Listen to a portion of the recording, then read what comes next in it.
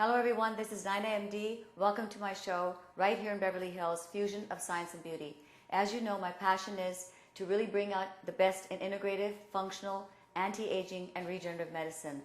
My goal is to make an awareness and actually have you guys empowered to better take care of your health.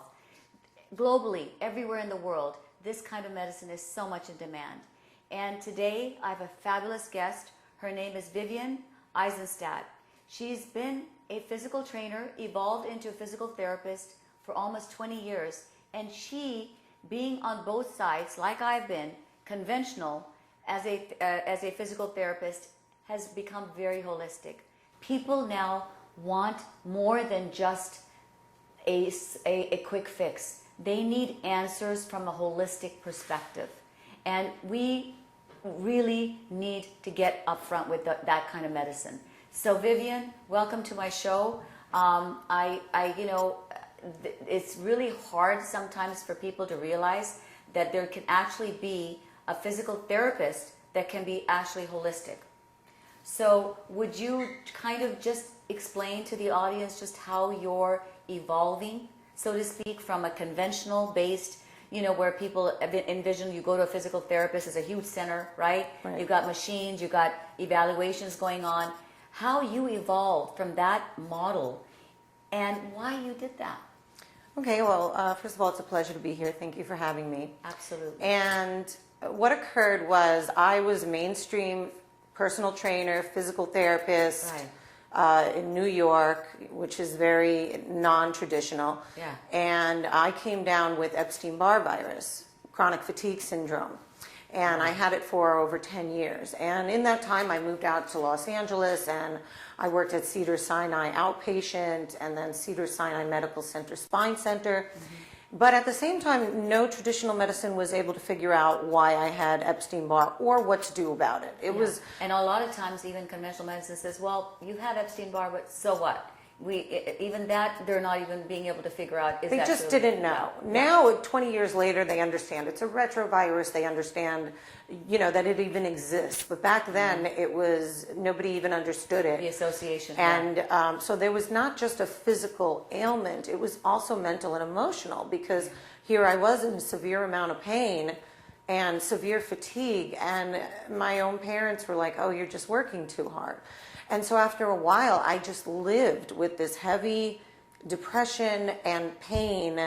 And you're a physical therapist. You know all about, how the physical self and how to do the exercises, right? How to do all of those stuff, but nothing that well. Every time I worked out physically, my body would think when the body temperature rose that it was a flare-up of an illness, and so I went from being a bodybuilder who was bench pressing my weight to not being able to get out of bed for 6 months because it's like mono and then it turns into like half mono, so it doesn't really go away. Yeah. So anyway, so when I moved out here, I met a holistic practitioner, a homeopath. He has Dr. Stephen Small. He has a master's in biomolecular nutrition, and he put me on this machine called the SCIO that electromagnetically read every cell in my body, and then he put me on this big homeopathic program with tons of herbs. And so for physical symptoms, so I understood that physical symptoms had a chemical association. Right. And with physical, attributes like fatigue and weakness, and my joints were soldered shut. It was miserable. Was it hard to get out of bed in the morning? I trained myself how to live with the level of pain like anybody else who needs to. You have two choices. You could sit and be a victim about it, or you can wake up and do your best. So I was a wake up and do your best person. And on the third day of doing the homeopathic program to get out of Epstein-Barr, I fell to the floor. I had this moment. Everybody's got a moment where they figure it out, the aha. Yeah. So mine was like an ow aha. And I fell to the floor in this huge rage. And I almost had like this out-of-body experience where like the scientist in me was looking down at me, squirming on the floor, screaming. And all this rage came out. And I remember thinking, I don't remember being that angry about anything. Like, where did this suddenly come like, from? Oh, look at that. Yeah. And so I had a real emotional reaction to a physical cleanse to work on my physical body. And so from that moment on, I started understanding that we're not just, you can't separate what you're doing physically from what you're doing emotionally. So maybe if I addressed some of the rage, I could help speed up the rate at which I fix the physical part. And then I started approaching my patients like that. What's going on for you mentally and emotionally? And Louise Hay is a pioneer in this medicine. I actually have a Louise Hay app. She's a coach. She's an amazing motivational speaker. Yeah, but she was one of the fathers or mothers of helping isolate. If your knee hurts, it means that you don't want to walk forward in life. Or if your neck hurts, which is your throat chakra, which is feeling heard. A lot of people in certain ethnicities, the woman's not supposed to be heard. And so they would start coming to me with all this neck pain and TMJ, and it's because they're not able to express themselves.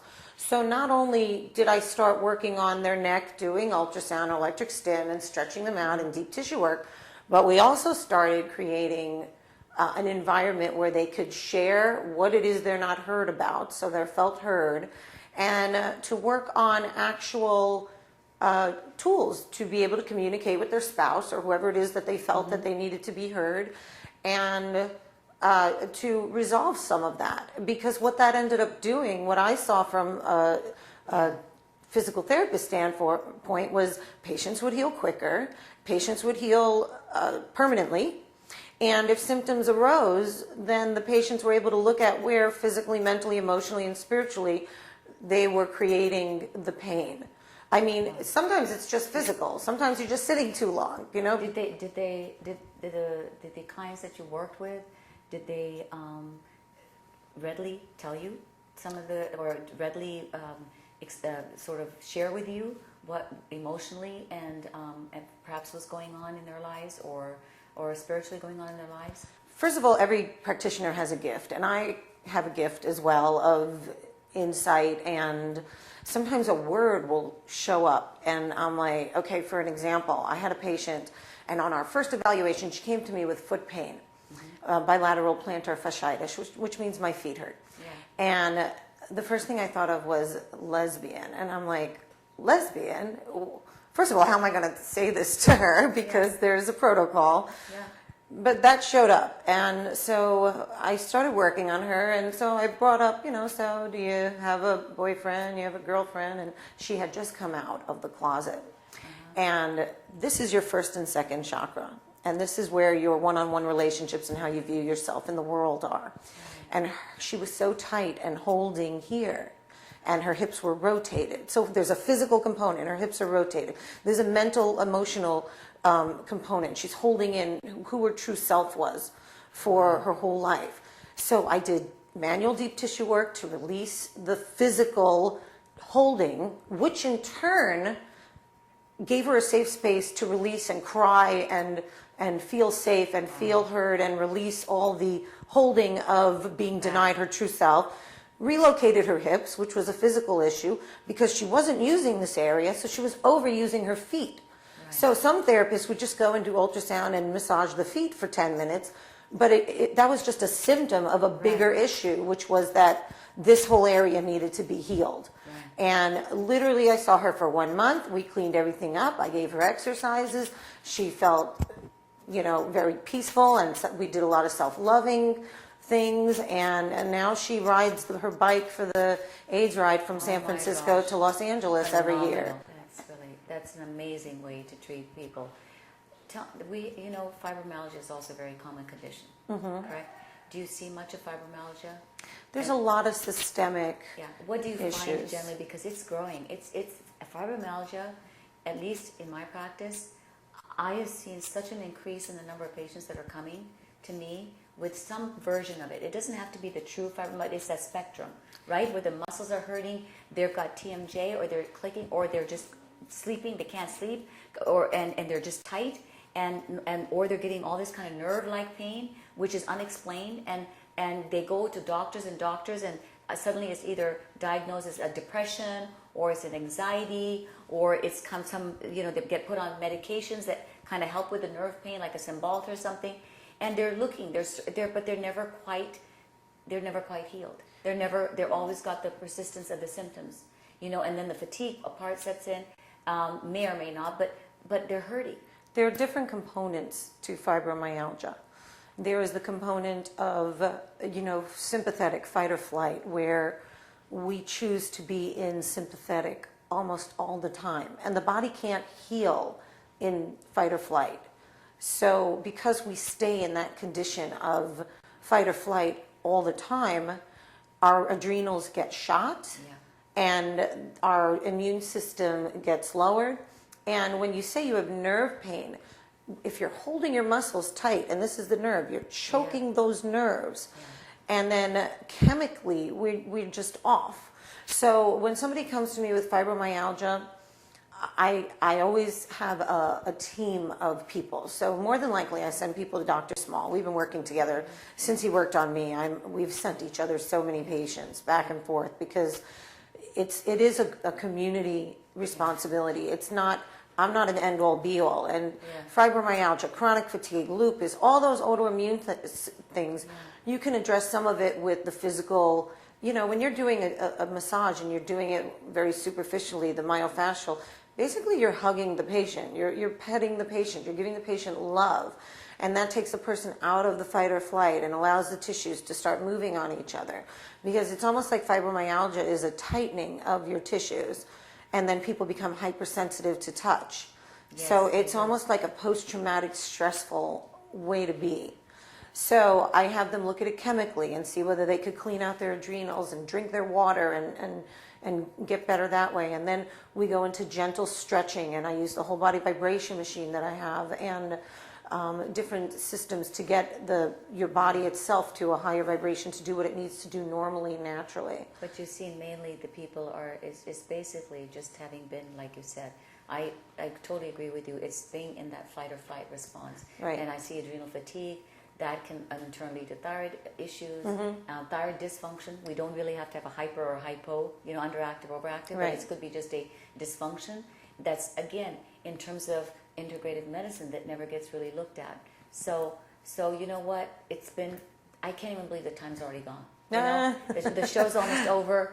Listen, how do people look you up? This is phenomenal, the way you do such a holistic approach. I actually invented a word for pain-free, Vivi, V-I-V-I-E. Okay, what's the website? Vivi.com.